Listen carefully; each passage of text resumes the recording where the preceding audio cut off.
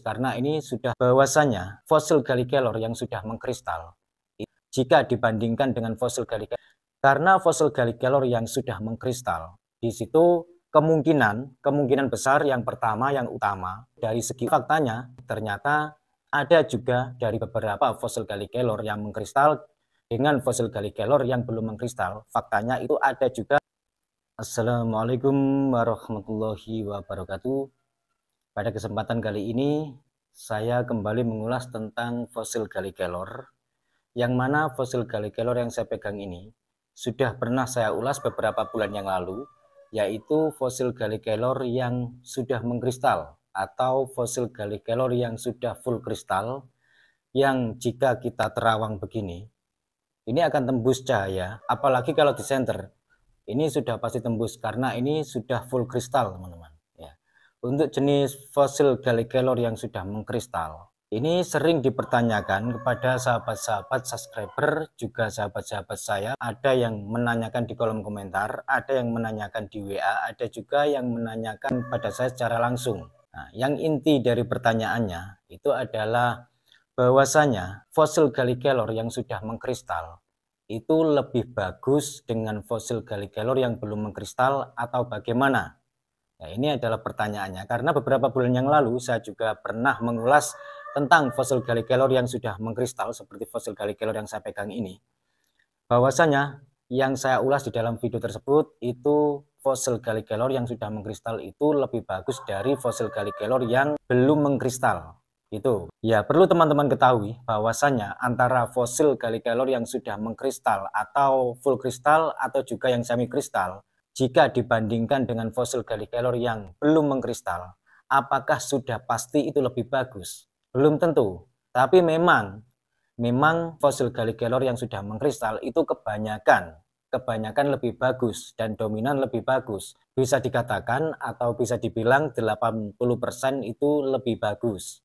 Bukan berarti sudah pasti, karena di sini belum 100%. Memang kebanyakan yang mengkristal pada fosil Galli Kelor itu lebih bagus dibanding fosil Galli Kelor yang belum mengkristal. Karena apa?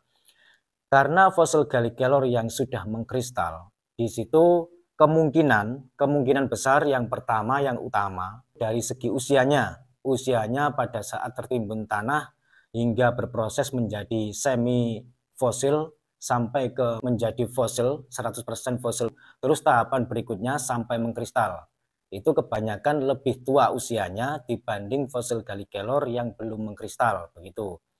Terus yang kedua, kandungan kapurnya yang di dalam fosil Galli Kelor itu sudah sedikit sekali pada fosil Galli Kelor yang sudah mengkristal, sehingga fosil Galli Kelor yang sudah mengkristal itu dominan atau kebanyakan lebih bagus kualitasnya dibanding dengan fosil Galli Kelor yang belum mengkristal. Sekali lagi, bukan berarti yang sudah mengkristal itu sudah pasti lebih bagus dari yang fosil Galli Kelor belum mengkristal. Tidak, teman-teman.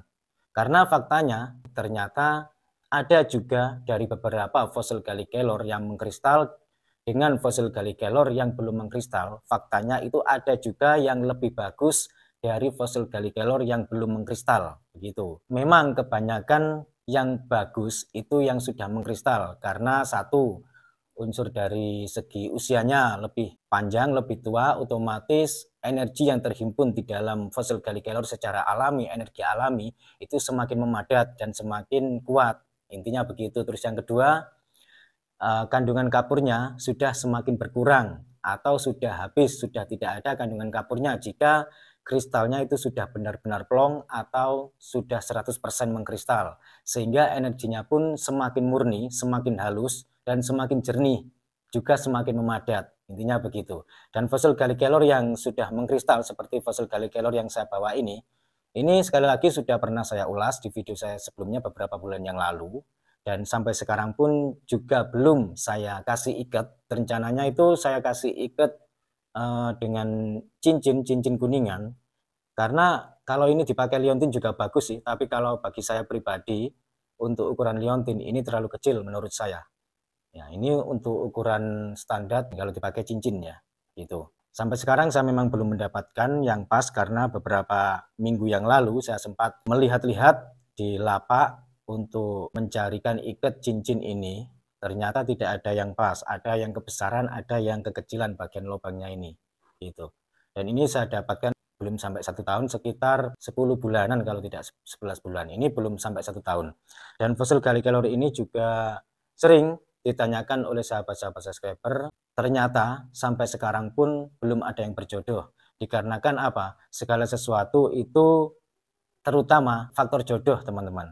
Karena kalau tidak ada faktor jodoh, meskipun kita mengejar sampai kemanapun, meskipun kita mampu membeli atau memahari dengan harga yang cukup mahal pun, yang namanya tidak jodoh ya tetap ada saja halangannya, karena hanya Tuhan yang menentukan apa yang kita inginkan itu bisa terwujud atau tidak karena adanya faktor jodoh, begitu. Dan ini juga pernah saya tunjukkan kepada sahabat-sahabat bahwasannya secara alami fosil Gallikelor yang sudah mengkristal yang saya pegang ini lebih menonjol atau lebih dominan energi secara alaminya ini sebagai tuah pengasihan secara umum, bisa diartikan sebagai sarana untuk perdagangan juga keberuntungan, intinya begitu. Terlepas itu hanyalah sebuah mitos atau fakta, kembali ke sahabat-sahabat sendiri, kembali ke pribadi masing-masing. Percaya silahkan, tidak percaya juga tidak apa-apa, saya tidak pernah memaksa. Dan percayalah bahwasanya yang namanya gaib atau energi yang bersifat gaib itu ada, karena Tuhan selain menciptakan sesuatu yang bersifat material atau sesuatu yang bersifat fisik, Tuhan juga menciptakan hal-hal yang tidak kasat mata juga. Ya, sekian dulu dari saya, kurang lebihnya saya mohon maaf.